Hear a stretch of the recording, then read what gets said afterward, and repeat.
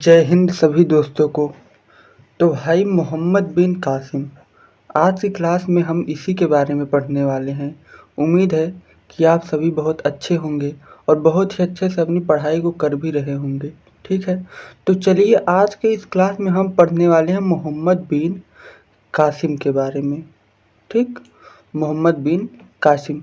भाई मोहम्मद बिन कासिम है कौन? मोहम्मद बिन कासिम जो है भारत में आने वाला पहला सफल आक्रमणकारी है। मोहम्मद बिन कासिम ही वो शख्स है जिसने पहली बार भारत में एक सफल आक्रमण किया था। ठीक है, तो मोहम्मद बिन कासिम को ईरान के हजाज ने भेजा था। ईरान के जो हजाज थे उन्होंने मोहम्मद बिन कासिम को भारत भेजा था। ठीक, इसका लक्ष्य क्या था? इसका लक्ष्य ये था कि एक तो इस्लाम का प्रचार, दूसरा धन को लूटना। ये मोहम्मद बिन कासिम का लक्ष्य था। ठीक है, ईरान के हजाज का जो ये मोहम्मद बिन कासिम है, ये ईरान के हजाज का भतीजा और दामाद दोनों था। यानी ईरान के हजाज का ये कौन था? भतीजा था, और बाद में उनकी बेटी से ये शादी कर लेता है तो उनका दामाद भी बन जाता है। यानी ईरान के हजाज का ये दामाद भी था और भतीजा भी था। अगली बात क्या है इसके बारे में? अगली बात यह है कि इसने खैबर दर्रे से भारत में प्रवेश किया था। कौन से दर्रे से प्रवेश किया था? खैबर दर्रे से जो है भारत में प्रवेश किया था। ठीक, अब ये भारत में पहला जो है सफल आक्रमणकारी रहा है।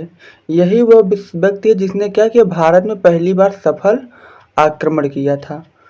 देखिए, सबसे पहला आक्रमण इसका होता है भारत में 712 एडी में। सबसे जो प्रथम आक्रमण होता है इसका 712 एडी में आक्रमण होता है। हाँ, पढ़ते रहिए और साथ में ये कमेंट में बता दीजिएगा कि अगर आपको ये पीडीएफ पाना चाहते हैं तो कमेंट बॉक्स में ज़रूर लिखिएगा। ठीक है, चलिए, तो 712 एडी में इसने पहला आक्रमण किया। सर्वप्रथम आक्रमण इसका हुआ देवल में। ये जो है ये उसके आक्रमण का जो है एक चार्ट टाइप आप समझ लीजिए कि पहले उसने किन स्थानों पर आक्रमण किया। सबसे पहले उसने देवल पर आक्रमण किया था।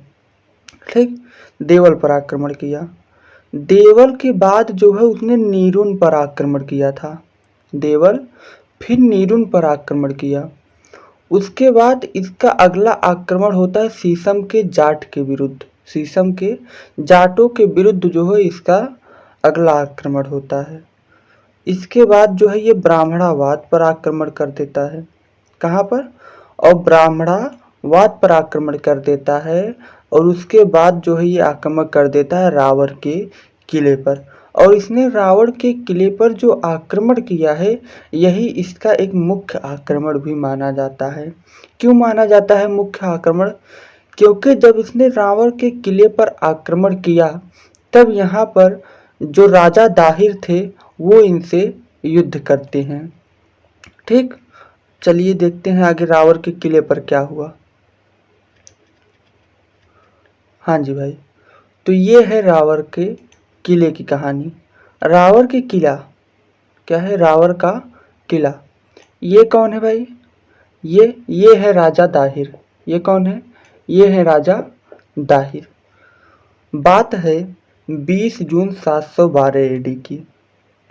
20 जून 712 एडी, या इसको ईस्वी भी कह सकते हैं। तो 20 जून 712 एडी का समय है जब कासिम जो है पहुंचा है कहाँ पर? रावण के किले पर। इस समय जो सिंध था उसका राजा कौन था? राजा दाहिर। उसका राजा कौन था? राजा दाहिर थे। और राजा दाहिर के जो पिता हैं उनका नाम है राजा चच। ठीक है, दाहिर के पिता का क्या नाम है? चच नाम है। और इन्हीं राजा चच के नाम पर जो है आपकी चचनामा पुस्तक लिखी गई है। इन्हीं राजा चच के नाम पर चचनामा पुस्तक लिखी गई है। और आपको बता दें कि चचनामा ही वह पुस्तक है जिससे भारत में अरब आक्रमण के प्रमाण मिलते हैं। अरब आक्रमण के बारे में जो जानकारी मिलती है वो चचनामा पुस्तक से ही देखने को मिलती है। ठीक है, तो राजा चच कौन थे? राजा दाहिर के पिता। अब जब कासिम यहाँ पर आक्रमण करता है तो राजा दाहिर तो लड़ते हैं। राजा दाहिर के साथ साथ उनकी पत्नी भी लड़ती हैं।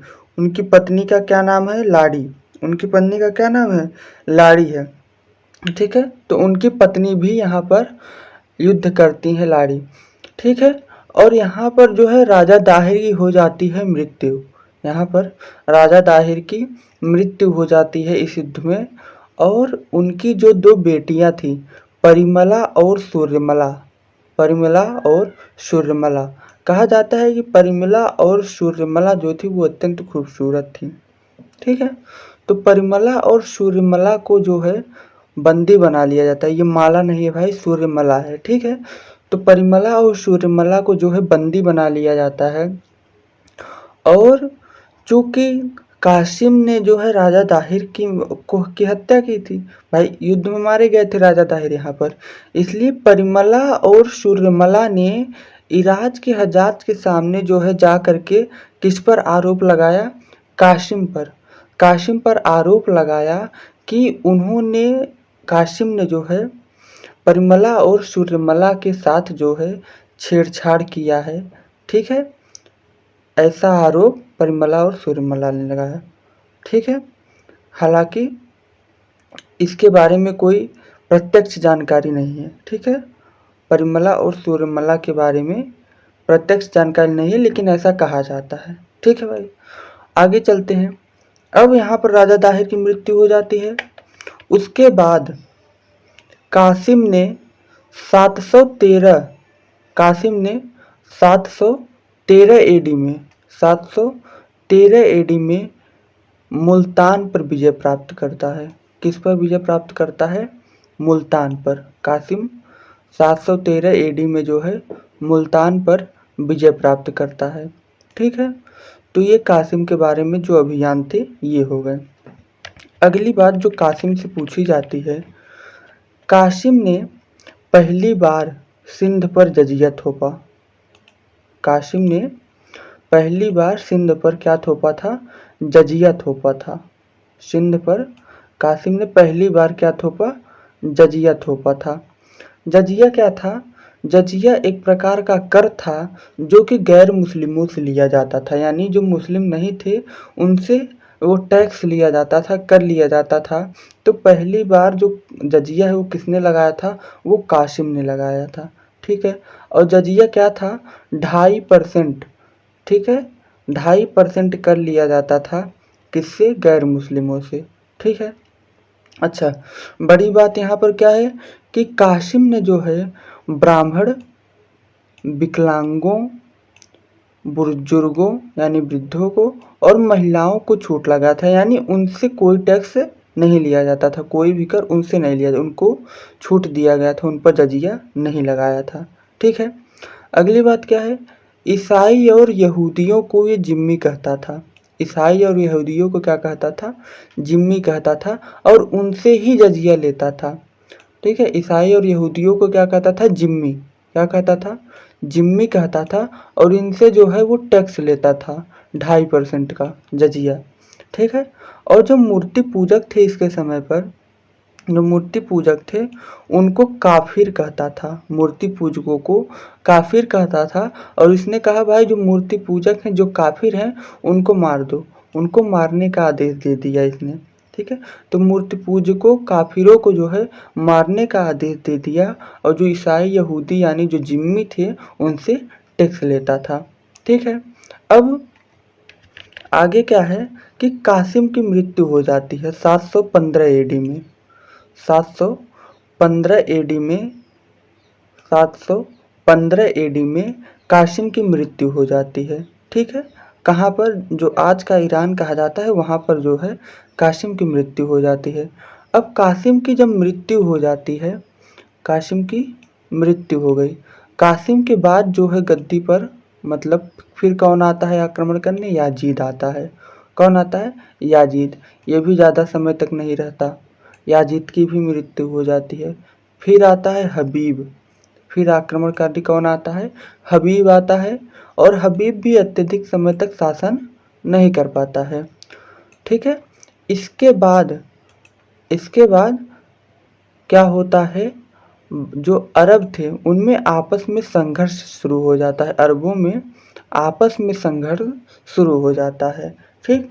अब हम अगली क्लास में समझेंगे कि अरब आक्रमण के क्या प्रभाव पड़े हैं भारत पर, और उसके बाद हम आपको एक और इंटरेस्टिंग बात बताएंगे कि भाई क्या कारण था, क्योंकि अब ये जो है कासिम तो हो गया, कासिम के बाद जो है अगला आक्रमणकारी कौन आएगा? महमूद गजनवी। तो आखिर क्या कारण है कि जो महमूद गजनवी 1001 में आक्रमण करता है?